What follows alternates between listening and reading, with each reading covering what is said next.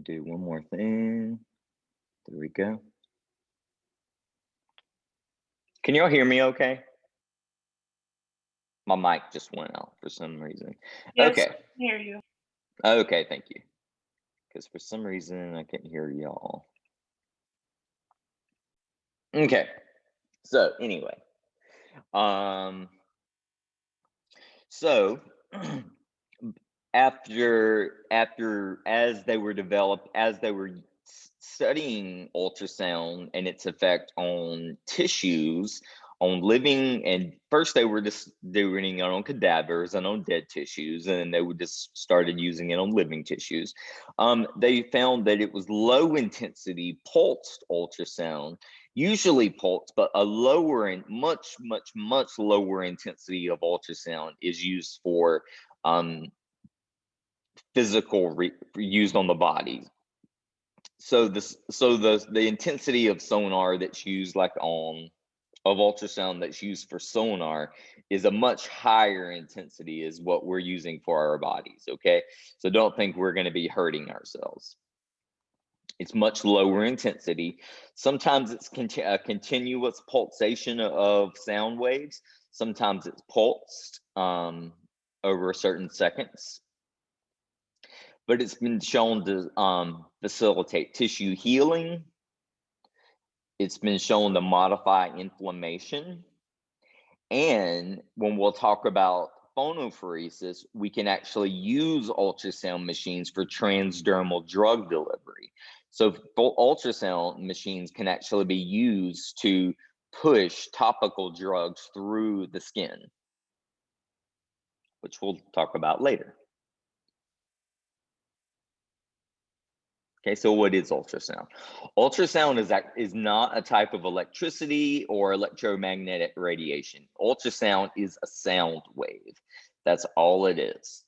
It's just a sound wave with very, very, very high frequencies, or what we call cycles per second.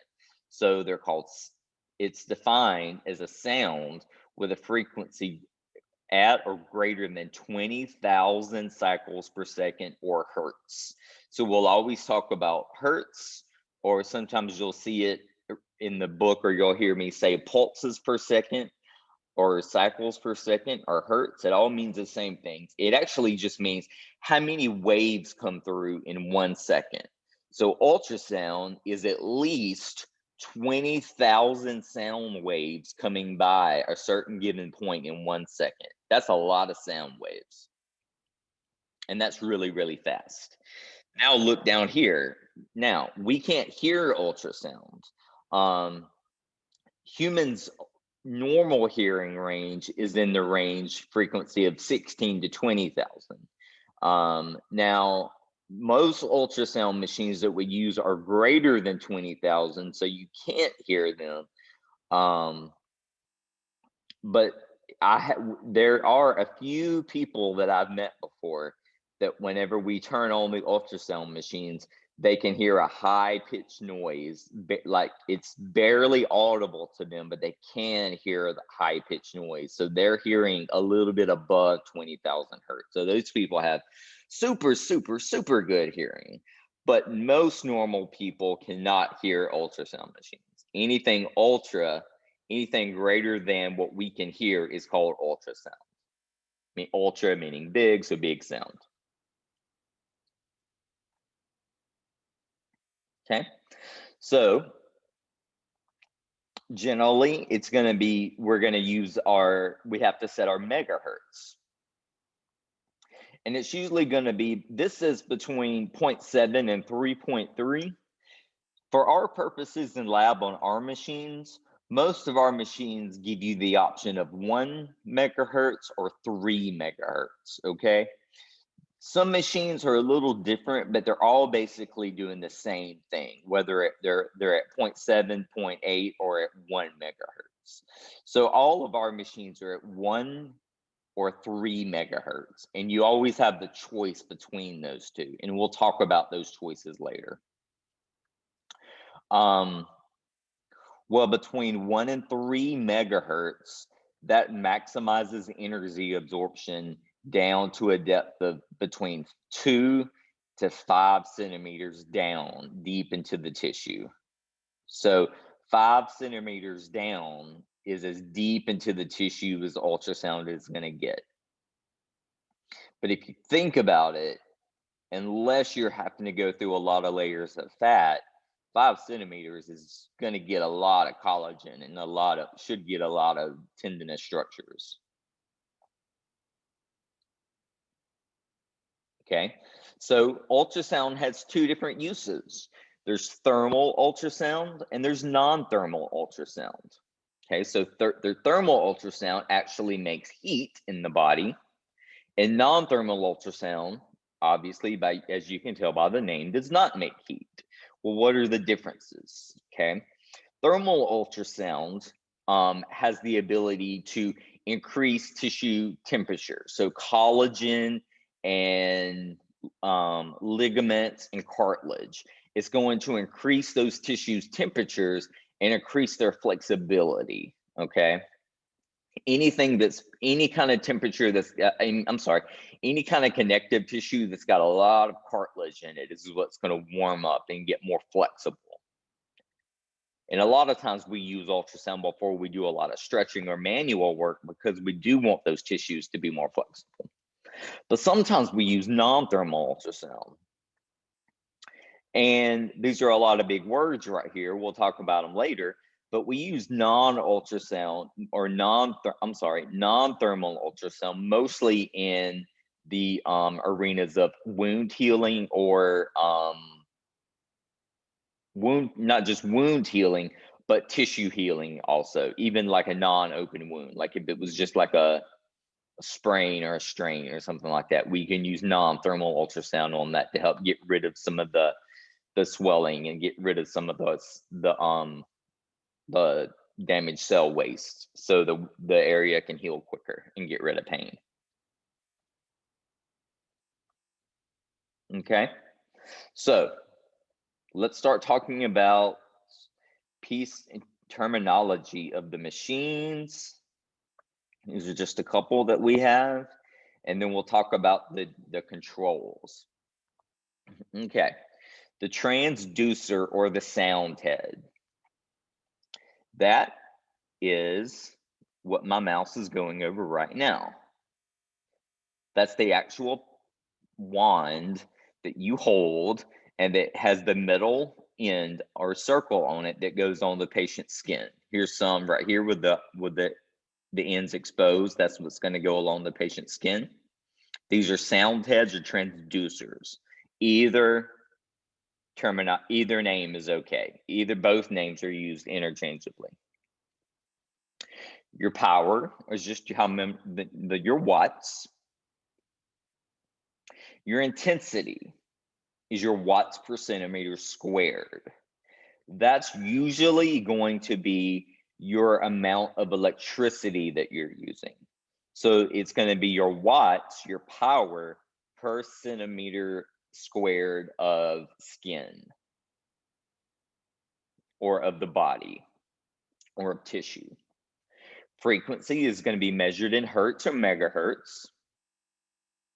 And that frequency, like I said, it's going to be, look down here a little bit further, it's going to look at 3 megahertz and 1 megahertz. That's what most machines are going to let you choose between. Well, the higher that frequency is controlling the depth of ultrasound penetration. Okay, so sometimes we don't want it to go down very deep. We don't want it to go down 5 centimeters. We want to stay at 2 centimeters of depth. Okay, so 3 megahertz would be more for 1 to 2 centimeters in depth, and 1 megahertz would be down for deep, would be from 2 centimeters down to 5 centimeters in depth. Okay, so think about that. Think about that just means, let me see if there's a picture next. No. The size of the wave. So like if you have a 1 megahertz wave, that means in 1 second, 1 wave comes through. Okay, think about that. In 1 second, 1 wave is coming through. Well, if there's only one wave coming through in a second, it's got to be a big wave. If you have 3 megahertz, that means you have 3 waves coming through in a second. So they're going to be smaller. Okay. So the way I remember this, I just think about bigger, more wider waves have the ability to go down deeper into the tissue. So that's how I remember that 1 megahertz goes down deeper, and 3 megahertz is the little bitty waves isn't strong enough to go down deep. So it's the superficial waves. That's the way I always remembered it in school, and that's my little trick to tell students to remember it. Hopefully I didn't confuse you. By all means, make up your own way to remember it. That's whatever it takes to make you remember it. And spatial average intensity is just going to be the average intensity of power or watts going into the area of skin at any given time. And sometimes your machine is going to tell you that, and sometimes your machine is not going to tell you that.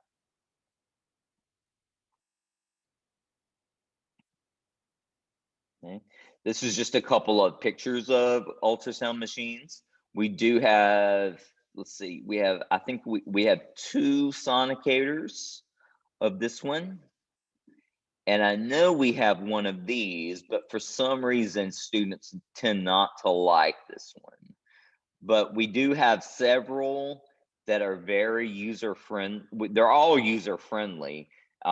We have some that are on pushable carts that are in the closet. That's where most of them are. And we have 2 that are on rolling towers that are out by the hydroculator. And they're newer, but they're exactly the same as the ones in the closet. They just are newer. Okay. Here's some more terminology you're going to have to know. You might want to make your own little cheat sheet. Duty cycle. So let me tell you the parameters of these things that are going to be the most important things for you to know. Okay. You got to know what kind of sound head you're using, because for some machines, it does matter the sound head you're using. You've got to know your intensity, your watts per centimeter squared, and you've got to know your frequency. Okay, so you got to know those few things. Next, one important thing you've got to know is your duty cycle. Okay, duty cycle just means during the time that the ultrasound head is in contact with the patient's body, are the waves coming out continuously, or are they pulsed? Are they coming out with a rest period in between? Okay, so sometimes we use continuous ultrasound when we want more heating purposes, like to heat structures up, like for stretching, and that's going to be a continuous ultrasound. But if we want to use pulse ultrasound, like for helping get rid of edema, helping get rid of pain, helping with healing, we're going to use usually a pulse ultrasound. And the most common pulse ultrasound that's been studied is 20% duty cycle. 50% tends to be a little bit too aggressive for tissues that are still in that acute phase. So 20% is the one that's been most studied and found to help the most. So most of our machines are going to let you choose between 20, 50, and 100. And for the purposes of our class, we're going to always just use 20 or 100 as our duty cycle. And that's just the percentage of time that the waves are coming through in 1 second. So in 1 second, are waves coming through 100% of the time, or in 1 second, are they only coming through 20% of the time? Spatial average temporal peak intensity, you'll never see that on the machine. That's just and the spatial average temporal average intensity, those are just formulas of your on and your off time. I'm never gonna ask you to calculate those exact formulas, okay? So after this slide, the most important thing to know is that you've always got to know your duty cycle. If you get your duty cycle wrong, you're coming back to see me on a Friday. Do your comp again.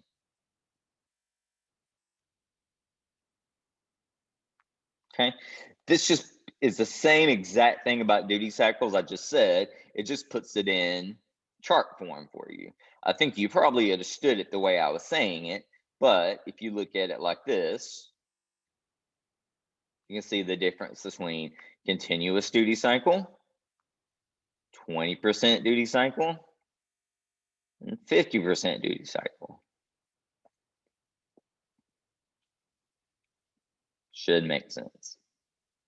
Okay, now let's talk about what the effective radiating area is. So this is the end of the ultrasound wand, or the sound head, or the transducer. This is that metal end of it that we come in contact with the person's skin. Okay, well, usually it's going to have a casing around it, which is going to be plastic or some other metal. But then the effective radiating area is going to be the metal part that the ultrasound is actually coming from. And you'll always be able to see or feel the difference in the two parts. It's going to be the biggest part. Oops, I didn't mean to go backwards.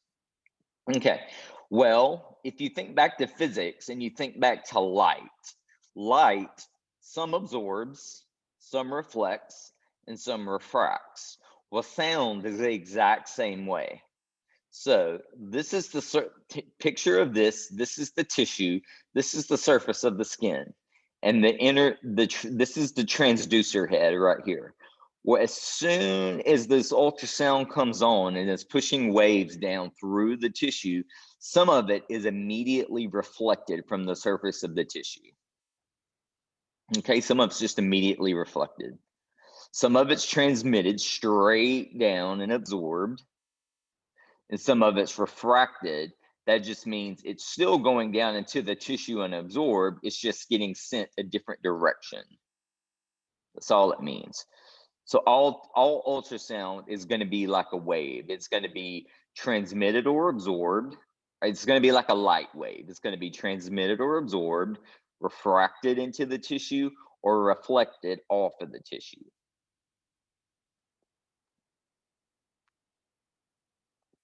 Okay, this just means attenuation only means, that's just a fancy word for just saying that the further the waves get away from the ultrasound, the weaker they are. And if you look at this picture, that pretty much explains it. I don't want you to memorize all of these things. This just gives you the attenuation of how much ultrasound is being absorbed by these different amount of tissues. Now, remember I said the more collagen is in a tissue, the more ultrasound it's going to absorb. Well, look at collagen on this chart. It's down at the bottom at 5.0. So collagen, tendon is gonna absorb a lot, but look at bone. Bone has an attenuation of 13.9. So sometimes when there's really severe fractures, like say like a whole femur is cracked into, or it's a fracture that just isn't healing in the appropriate amount of time that it should, they can use special ultrasound units to help with bone healing. And there are cases that there are many cases that does help with bone healing. Now, we don't ever do anything with that. That's going to be something with the doctor, but you can see go up the line. Skin doesn't really heat up. Blood doesn't really heat up. Blood vessels, I mean, muscle doesn't heat up, nerves don't heat up, look, fat doesn't heat up, and blood doesn't heat up. So ultrasound is really light as a deep or superficial heating agent because we can heat the tissues in a shorter amount of time than a hot pack and not have to worry so much about burning and not have to worry about getting through all these layers of fat that might be there. Because remember, fat is an insulator. So if we put a hot pack on somebody or a cold pack, it's going to take a long time to get to that fat layer to get down through to the muscles. But if we're using ultrasound, it goes right through the fat without changing the temperature of the fat.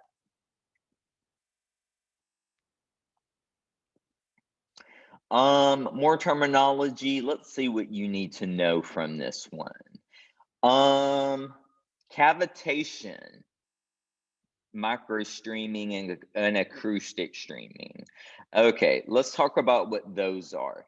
Those happen with pulsed ultrasound or with non-thermal ultrasound. So with the duty cycle at 20%. So what happens with this, remember, we're doing this to get rid of edema and to decrease pain and to get rid of like cell waste materials from damaged and dead cells. So think of cavitation as this as formation of gas-filled bubbles that expand and contract and an increase in fluid flow. It's basically bubbles that start vibrating and increase the flow of fluid around the dead cells. Microstreaming is that unidirectional flow of cells from the mechanical pressure of the ultrasound, and it helps in the healing process as long as the cell is damaged. This should say is damaged. This helps in the healing process. It should say not damaged. It should say as long as the cell is damaged. Acoustic streaming is just that stream, that micro is just a bigger term, a broader term for microstreaming in lots of areas. So really cavitation is what's happening down at the molecular, at the cell level and at the molecular level when you're getting with non-thermal ultrasound, when you're just getting tiny gas bubbles vibrating and expanding and contracting, causing that flow of fluid to get fluid flowing. So we're getting rid of all those waste materials in the area and the edema. Okay, that's just all those words mean. Now this let me see if this phonophoresis is on the next slide. Nope. So phonophoresis, okay, is the use of the same exact ultrasound machine that we have, same settings, but we're using it to push medication or topical drugs through the skin and through the tissues. So and this is something that we could do. Now it would be a prescription medication, but it's not something that we can prescribe. So like say that you're working with a sports team, or you're working with college athletics or high school athletics, and whenever there was an athlete had a muscle tear, but it's a minor tear, but they want to use phonophoresis to push non-steroidal inflammatories down into that muscle to help it heal a little bit faster and get rid of all the waste material. You can use phonophoresis, where you would put that topical medication that has to be prescribed by the doctor. We would put that on the skin, but then we would use the ultrasound head and rub that around on the skin and onto that topical medication until all the medication has been soaked into the skin. And then that means the ultrasound has that doesn't only mean the skin has soaked it in, but the ultrasound has pushed it down into the tissues. And you may do this for 15 or 20 minutes, and this will not be just a one-time thing. This will be a treatment that'll be done several times in the healing process if they resort to phonophoresis.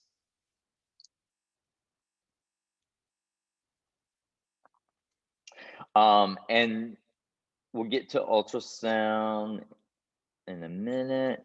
Generation of ultrasound. I'll just read this really quickly. Don't read this whole slide. There's just there are actual crystals inside of the ultrasound heads that when they are given an electrical current, they vibrate, and that's what causes the ultrasound, which comes out of the sound head. So they're actual rocks that are special crystals that respond to electrical currents that are in the sound heads, and they react to the electricity that you have going through the sound head. I've already said all this. Thermal effects. What does thermal ultrasound do? Acceleration of metabolic rate, so gets the metabolic rate of the cells going faster. Reduction of pain and muscle spasms. It speeds up nerve conduction velocity, increases circulation, and increases soft tissue flexibility. Okay. Thermal ultrasound can reach deeper than hot packs. Mr. Allen, I'm so sorry. Yes. Could you go back to the last slide for just 1 second? Yes. Yes. Thank you.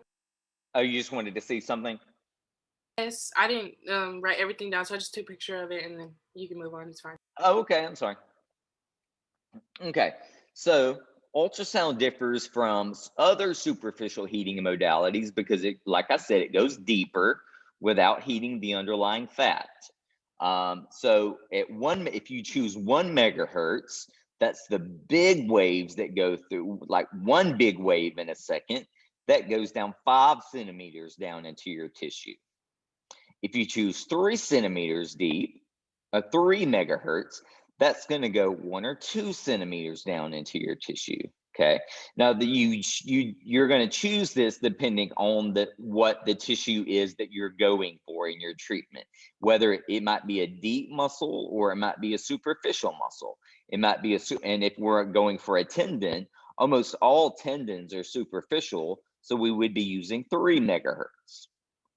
If we have a D, say somebody had a glute tear or a glute bruising or something like that, or a rotator cuff tear, we might use 1 megahertz so we can get down really deep into that tissue because those muscle structures are really thick and layers upon layers of muscle.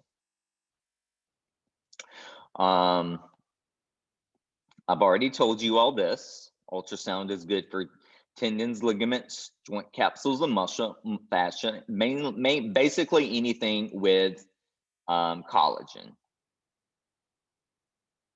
Not ideal for heating muscle tissue. So if you want to heat muscle, believe it or not, doesn't have a lot of collagen in it. It's made mostly of protein and muscle fibers.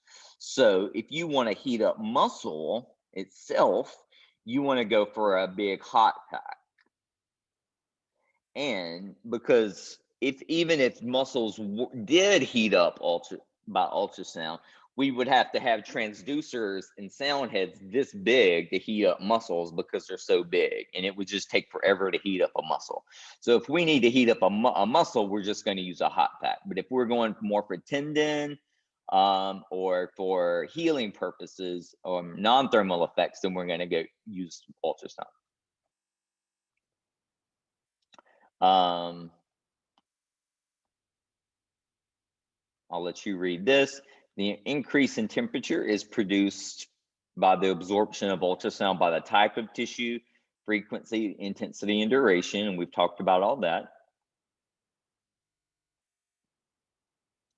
We talked about that. Wait, I think I went back. Yes, I went back. Okay. Higher temperatures are achieved in tissues with high collagen content.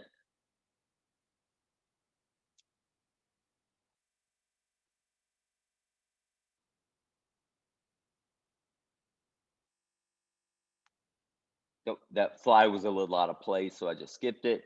This is just giving you a visual of 1 megahertz versus 3 megahertz and the depth of tissue that it goes down into. So you can see that 3 megahertz goes down is a much higher temperature, but it doesn't go as deep.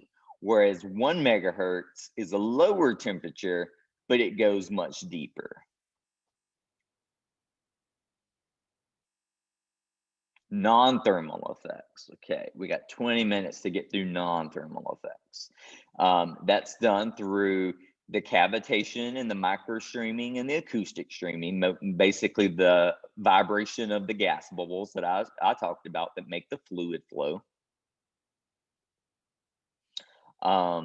This can increase intracellular calcium, increase cell membrane permeability, which means it makes it more likely to bring in nutrients that a damaged cell may need. Increase mast cell degranulation or immune cell, white blood cells. Increase chemotactic factor and histamine release. That means to go after antigens or foreign bodies.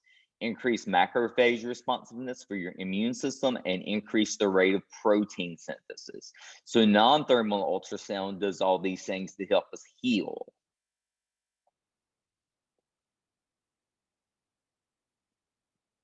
Here's one big chart to tell you everything I've told you in the lecture.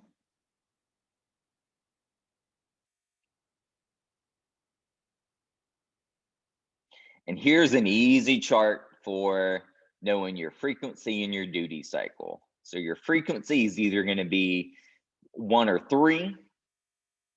1 megahertz is going to go down to up to 5 centimeters in depth of the tissue. 3 megahertz, 1 to 2 centimeters in depth. Duty cycle, 100% is always going to be for heating tissue. 20% is your non-thermal for your healing tissue. Always use these numbers in every lab, in every test question. Use these numbers. Everything that this slide says, use these words. Hint, hint, hint. Make stars on these papers.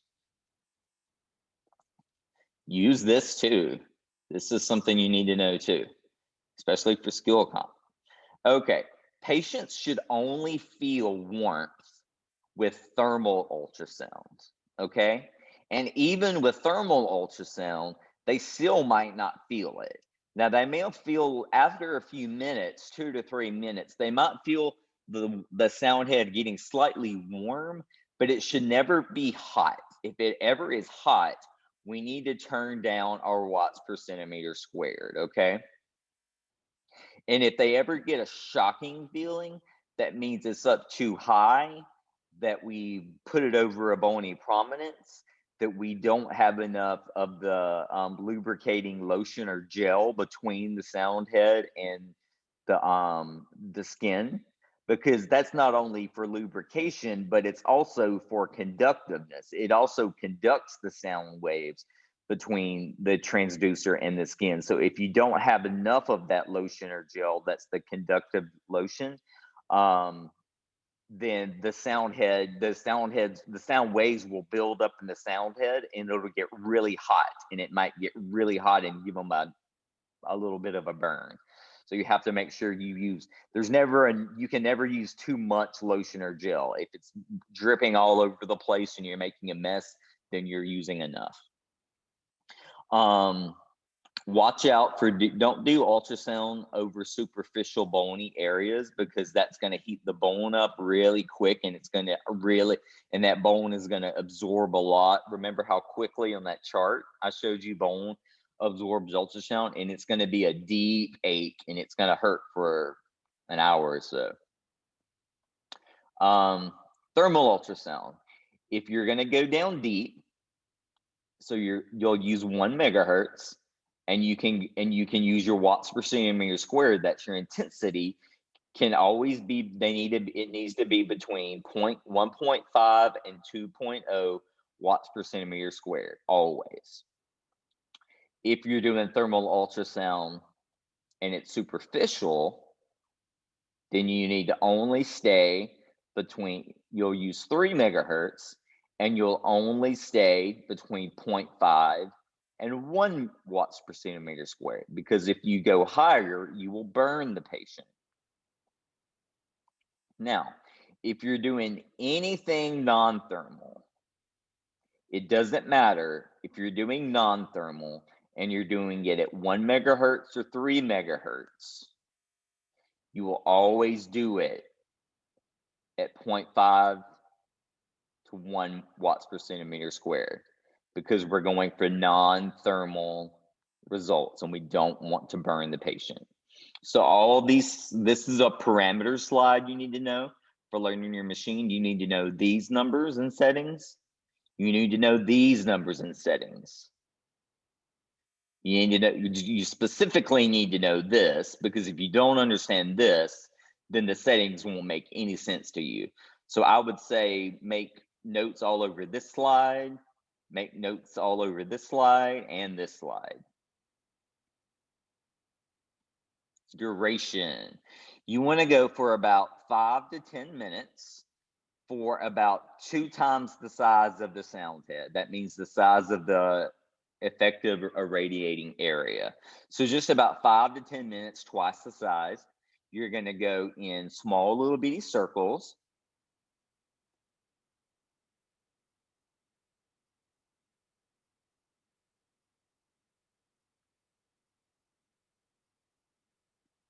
The only thing you need to get to go off of this one, if you have a large treatment area that's greater than 4 times the width, the size of your sound head, it's too big for ultrasound, because by the time you get one area heated up and then move to the next area, everything's going to start cooling off, and then by the time you're done, everything's going to be cooled off again, so it's too big. So stick with hot packs or other types of heating elements that we'll talk about later. Number and frequency depends on the goals and the patient's response. If it's helping them get more range and less pain every time you use it, then that's good. If you use it and nothing's really happening after 1 to 3 treatments, discontinue using it, because that means it's probably not going to help them that much. You can do it after, or before, or after other interventions. You can do it prior to manual stretching or during stretching. This is another one of those slides that if you listen to any word I say today or look at anything, this is the slide to know. This is a complete ultrasound decision-making chart.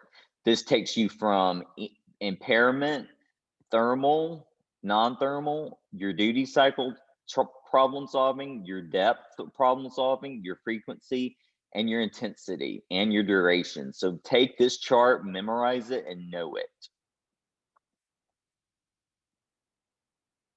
Know it like until it is ingrained into the back of your brain. Okay, here's some other examples to know. You don't have to memorize these, but these are some things just to think about. Soft tissue shortening, these are examples.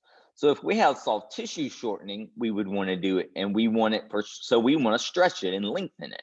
So we would do continuous ultrasound. And these are our duty cycles. And these are not our duty cycles. These are intensity, our megahertz for superficial and deep. And then our intensities we would use. Pain control, you usually go for continuous if it's for pain control. And then depending on the depth of the pain, you'll go for 1 or 3 megahertz. If it's a deep pain that was like a surgical pain or a deep tear or a deep injury, then you'll go for 1 to get it deeper. If it's more superficial, you'll stay at 3 to keep it more superficial. Depending on your megahertz, that's how you choose on your watts per centimeter squared, because you don't want to burn the skin.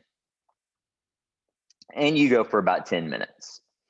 And to be honest, we always go for at least 8 minutes on anything we do, because if we don't do anything for 8 minutes, we don't get paid for it.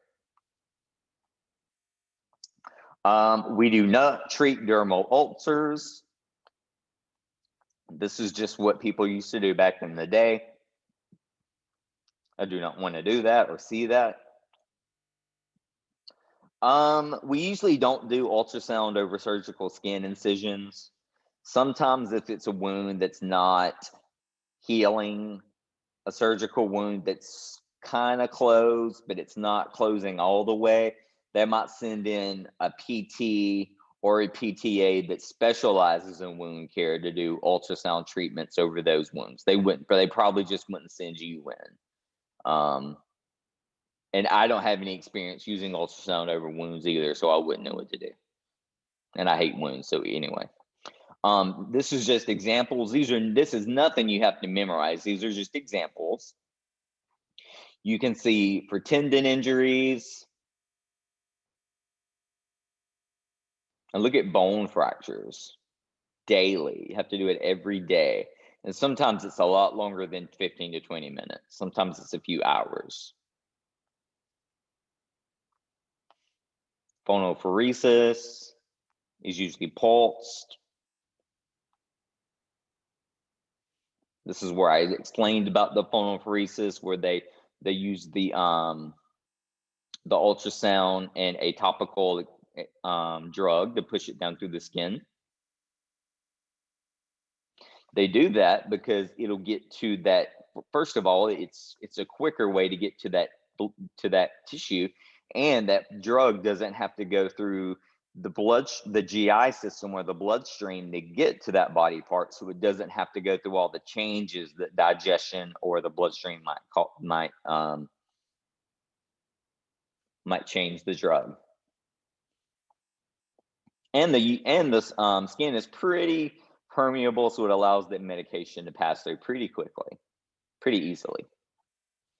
One of the drugs we use is called Dexamethasone. It's a kind of a it's a corticosteroid. You can use this with electrical stimulation, but we also use it with phonophoresis and ultrasound. And you use it with it's a liquid, but you still have to use the ultrasound lotion or gel to get it down into the skin. You need to know these, and then we'll be about done. These are contraindications. Never do it over a malignant area. Never do it anywhere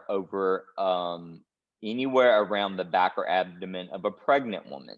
Now you may ask, why not? They get ultrasound at the doctor. The ultrasound frequencies and waves that their machines use are very different than our machines. Okay, so our machines would be harmful and would actually heat would heat the baby up, and we don't want to do that. You never want to do it around the brain, so never would you do it on the head. You don't want to do it right over the spinal cord, or if a person has had spine surgery where they've had something called a laminectomy. That just means where they've had part of their vertebral body removed to relieve pressure on the spinal cord. You never want to do ultrasound over that, because you'll be putting ultrasound right on the spinal cord. You can do ultrasound around people with joint replacements, but only if they have metal components. You have to ask them or look in their chart to see if their particular joint replacement used plastic, cement, or metal. Because if it used plastic or cement, then you can't use the ultrasound, because the ultrasound is going to break all that up over time, over just a few visits. But if it's all metal, it's completely okay. If they have a pacemaker, you don't want to do this anywhere near the upper body. If they've got a blood clot, or if they've had a history of having blood clots, you don't want to do it. Never want to do it around the eyes or the reproductive organs, and we would not be doing that anyway, hopefully. Precautions: if it's an acute inflammation, you might want to, I wouldn't do ultrasound in the first couple of days for pain control or edema control, but after a few days have gone by, if the wound is closed and we know it's not infected, then we can do some ultrasound. If it's infected, then you don't do it. You never want to do an ultrasound around the epiphyseal plates of young people, because if you do it, they may never fuse properly. Sometimes it may cause non-healing of fractures, but sometimes it does help fractures heal. So go figure.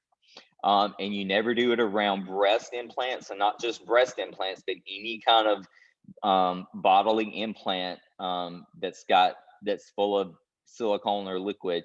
You never do it around those, because it can bust those, and they would not be very happy with you if you did that. And also, speaking of implants, not just a pacemaker implant, but any kind of electronic implanted device, because there's a lot of medical and devices out there that are electronic, that are implanted, that are getting more and more common. You can't do it around those either, because you would probably ruin the machine. Adverse effects, burns, if you have it on continuous ultrasound and you're not moving your sound head enough in a circle fast enough, if you don't use enough of the conductive lubrication, and that's it. So let me stop share. Let me go back to me. Okay, so how many people oh yeah, we got 5 minutes. Okay, I'm sorry. How many people in here have any of y'all as techs ever done an ultrasound treatment before? Yes. Some of you have. Not supposed to, but I know you probably have anyway, because clinics do that. Even though you're not supposed to, clinics let their techs do ultrasound. Well, so just to go through the procedure real quick. After you check the person's skin and sensation, like we're doing on the comp and lab this week, like we did last week, then you're going to palpate the area and make sure that that's the area. You're going to drape them appropriately. Then you're going to make sure you use the lotion or the gel and make sure it says conductive for ultrasound. It can't just be regular like lotion like you might just have like in your bag. It's got to be specifically for ultrasound. No, it is moisturizing lotion, but it's got electrolytes in it that helps it conduct the sound. You put a good amount of that on the body, and then you use your sound head without turning it on, and you spread it around where you're going to use the ultrasound head. Then you keep it on there, turn your settings up, and then before you hit start, you start moving your ultrasound head in small little concentric circles, and then you hit start.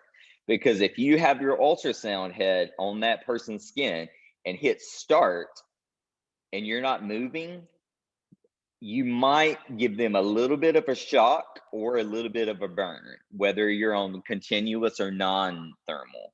Whether you're on thermal or non-thermal, it may happen, and then they may refuse to go on with the treatment. So make sure that you're moving before you hit start, okay? So watch the videos of those. You can go on the links that I provided, and I'll go on we have on our main PMI YouTube page, we have a link of other students doing the skill comp itself.